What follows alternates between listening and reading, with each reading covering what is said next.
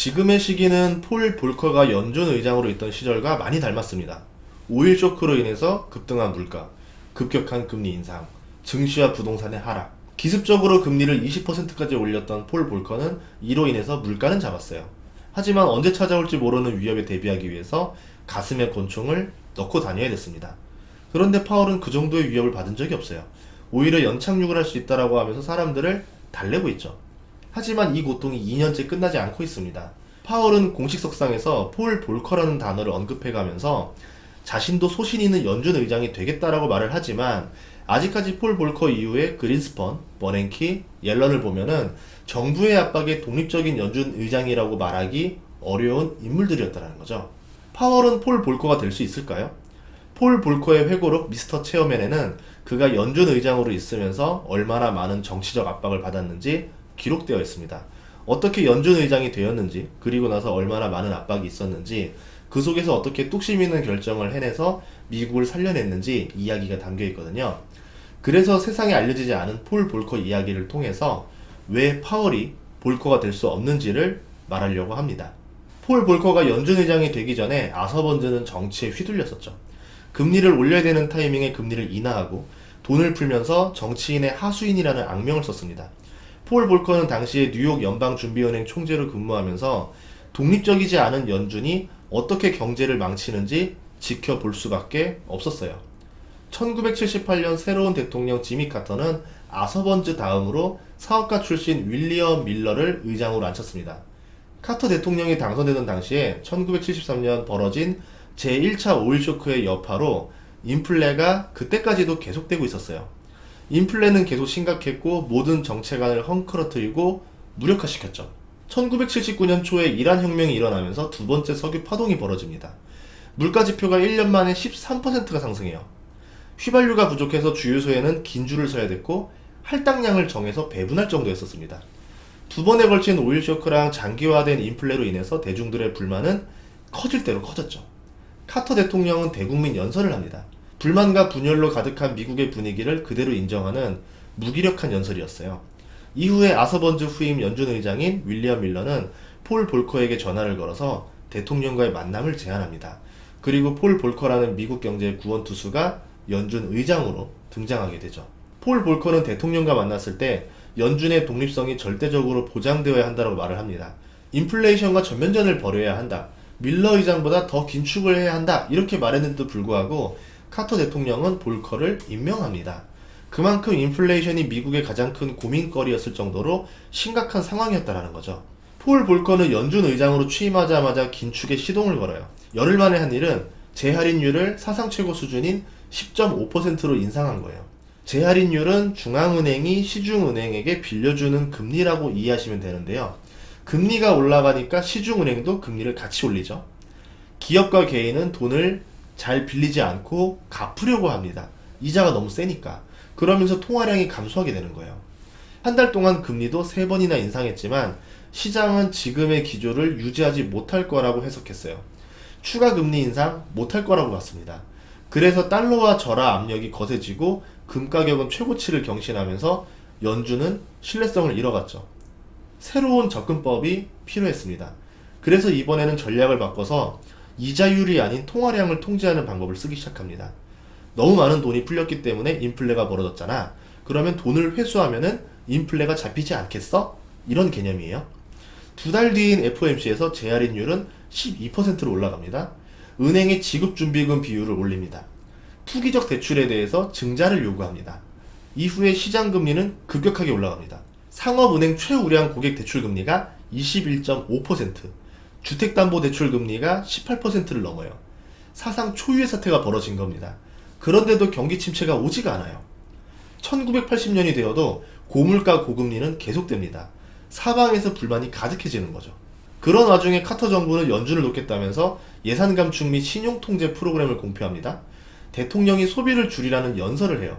근데 이게 효과를 봐요. 몇 주 뒤에 통화 공급이 급격하게 줄어들어요. 공산품 주문 건수도 급격히 줄어들어요. 국민들은 신용카드를 자르고 대금을 상환합니다. 예금과 통화 공급이 급격히 하락하니까 연준은 어쩔 수 없이 재할인율을 인하해야 됐어요. 시장 금리가 급격히 하락하죠. 그러니까 다시 경기와 통화 공급이 다시 강한 회복세를 보입니다. 연준은 재할인율을 다시 올려야 됐죠. 이 타이밍이 카터 대통령의 선거 직전 타이밍이었어요. 카터 대통령은 연준의 결정이 현명하지 못하다 이러면서 비판을 합니다. 다음 해의 대통령은 결국 레이건으로 바뀌었죠. 정부의 인위적인 방식은 일시적으로는 효과를 줄 수 있지만 문제 해결에 도움이 되지 않는다라는 거예요. 바이든도 인플레를 잡기 위해서 인플레 감축 법안을 냈고요. 내년에는 대선이 또 있습니다. 이기기 위해서 무리수를 던질 수도 있다라는 거죠. 이럴 경우에 인플레가 장기화될 수도 있을 겁니다. 1981년 인플레는 잡히지 않고 경기 침체가 본격화됐어요. 폴 볼커는 그럼에도 불구하고 긴축과 고금리를 계속 유지합니다. 레이건 대통령의 참모들은 연준을 미국 기관 아래 두자라는 논의까지 할 정도로 폴 볼커에 대해서 불만이 가득했죠. 그들은 통화주의자와 공급 경제학자로 꾸려져 있었는데요. 하지만 레이건은 폴 볼커가 인플레이션 억제 정책을 고수하는 것을 지지해줬어요. 1982년이 됩니다. 실업률은 제2차 세계대전 이후에 최고 수준을 기록하죠. 인플레는 하락했지만 목표 수준을 큰 폭으로 상회하고 있었습니다. 폴 볼커도 책에서 금리가 15%인데 통화 공급이 이렇게 높다라는 거에 놀랐지만 딱히 해결책도 없었어요. 폴 볼커가 1979년 연준 의장이 되자마자 고금리와 긴축을 합니다. 처음에는 경기 침체가 오지 않았고 다음에는 경기 침체가 왔고 그 다음 해가 되어서야 실업률이 치솟았어요. 3년이 넘어서 1982년 여름이 되어서야 인플레이션이 뚜렷한 하락세를 보이면서 한 자릿수로 떨어집니다. 인플레이션의 선행 지표들도 개선이 됩니다. 그리고 이때 멕시코를 중심으로 남미 지역에 해줬던 은행 대출들이 회수가 되지 않아요. 미국의 은행들이 줄파산을 합니다. 연준도 정책을 바꾸게 되는 거죠. 우리가 이번에 겪은 실리콘뱅크 파산 사태보다 더 심각한 사태들이었는데요. 1970년대부터 1980년대 초반까지 라틴 아메리카의 대출이 눈덩이처럼 불어났어요. 돈을 빌린 국가들은 재정적자를 메우기 위해서 또 돈을 빌렸고요. 중동의 산유국들은 고유가로 돈이 넘쳐나니까 미국 은행의 돈을 예치했습니다. 미국의 은행들은 높은 이자를 받기 위해서 리스크가 있는 남미 국가들에게 돈을 빌려줬던 거죠. 그렇게 부채가 빠르게 급증하면서 1982년 각 국가의 평균 대출금이 미국 8개 대형은행 자본의 2배 이상 수준으로 부채가 불어나 있었어요. 언젠가는 터질 수밖에 없었던 문제가 멕시코에서 터진 거죠. 멕시코의 부채가 심각하니까 돈을 안 빌려주는 은행이 나타나기 시작합니다. 멕시코는 얼마 못 가서 외환 보유고가 바닥나죠. 채무 불이행 선언을 하기 직전이었습니다. 그러면 돈을 빌려준 미국 은행에게도 좋지가 않고 멕시코에게도 좋지가 않습니다. 연준과 IMF는 엄격한 경제개혁 프로그램에 멕시코가 참여하는 대신에 중기적인 신용을 공급해주는 조건으로 멕시코의 위기를 해결합니다. 이번에 미국은행 파산 사태에도 연준은 비슷한 공포를 줬습니다. 연준이 금리를 급격하게 올리면서 채권 가격이 하락하고 이로 인해서 고객 예금을 돌려주지 못하는 일이 벌어졌죠. 이때 이후로 연준도 강경한 모습이 많이 꺾였습니다. 지금을 보면은 볼커 의장으로 있고 나서 3년간 벌어졌던 일이 현재 1년 넘게 우리가 겪고 있는 일들이에요. 고물가 고금리가 끝나지 않고 있고 경기 침체는 이제야 시작되고 있고 실업률은 치솟지 않았습니다. 하지만 은행들의 파산 사태가 벌어졌죠. 연준이 재할인율 인하를 검토할 정도로 급박했었습니다. 그리고 빠르면 5월에 금리 동결 가능성, 하반기에는 금리 인하 가능성도 나오고 있어요. 금리 인하를 하면은 오히려 경기 침체를 인정하는 것이기 때문에 증시에 안 좋을 것이라는 말도 있습니다. 그러면 폴 볼커는 금리 인하를 하고 나서 어떻게 되었을까요? 1982년 7월에만 재할인율을 3번 인하했습니다. 통화 완화 정책으로 선회했죠. 금융시장은 화랑 국면에 접어들었습니다. 이후에 인플레는 4%까지 하락했고 단기 금리도 절반으로 하락했어요. 실업률은 10%로 내려왔고 경기 회복이 뚜렷하게 나타납니다. 폴 볼커의 노력으로 인플레를 확실히 잡자 미국은 20년간 대세 상승장이 왔어요. 미국이 겪은 지옥 같은 3년은 이렇게 해피엔딩으로 마무리가 됩니다. 볼커는 회고록에서 몇 가지 뒷이야기를 했는데요. 하나는 본인도 인플레이션을 잡기 위해서 금리를 얼마까지 상승해야 할지 모르겠다라는 말을 해요. 금리 인상보다 더 나은 방법이 없어서 계속 금리를 올렸다라고 말을 합니다. 지금도 그렇다라고 말을 해요. 즉 지금의 연준도 지표 개선이 없고 은행 파산 같은 일이 벌어지지 않는 한 금리 인상이 만병통치약이라고 생각할 수 있어요. 또 하나는 연준의 신뢰성은 한번 잃으면 되찾기 힘들다라는 점을 말했는데요. 이 시기의 경험으로 연준은 그동안 없던 내부 규율을 만들었습니다. 그 뜻은 한번 긴축을 하기로 정했으면 완벽히 끝날 때까지 전략을 처리하지 않는다라는 말이에요. 시장이 이 정도면 됐다라 생각하는 정도보다 연준이 좀 더 긴축과 금리 인상을 지속할 수 있다라는 말입니다.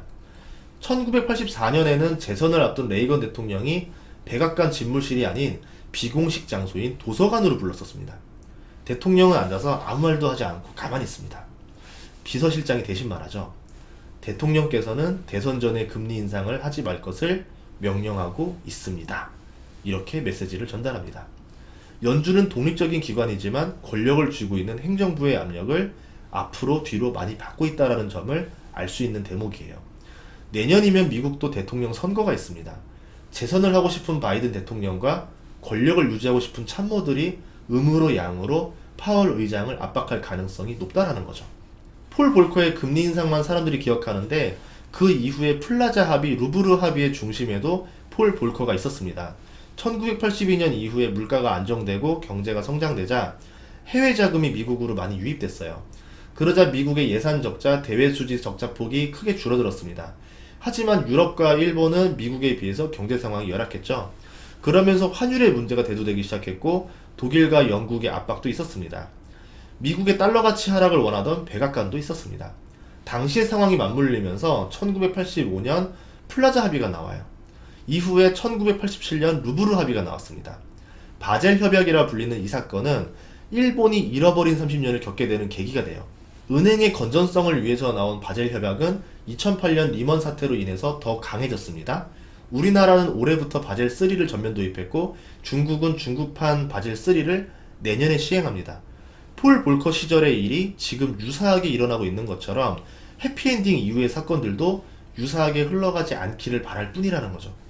폴 볼커의 회고록 미스터 체험에는 우리가 알고 있는 금리 인상에 대한 막전 막후의 이야기를 자세하게 다뤘을 뿐만 아니라 이후에 벌어진 플라자 합의, 루브르 합의 이야기, 폴 볼커가 어떤 삶을 살았고 연준 의장을 사임하고 나서 오바마를 돕게 된 이야기들, 연준에 대한 날선 비판들이 담겨 있습니다. 제가 이 책을 읽은 소감은 단순히 폴 볼커의 이야기가 아니라 폴 볼커가 살아왔던 당시에 오일 쇼크를 급박했던 경제 역사를 폴 볼커의 시선으로 볼 수 있었어요. 하나의 드라마 같이 생생하게 느껴집니다. 마치 내가 그 시절로 들어간 느낌이었어요.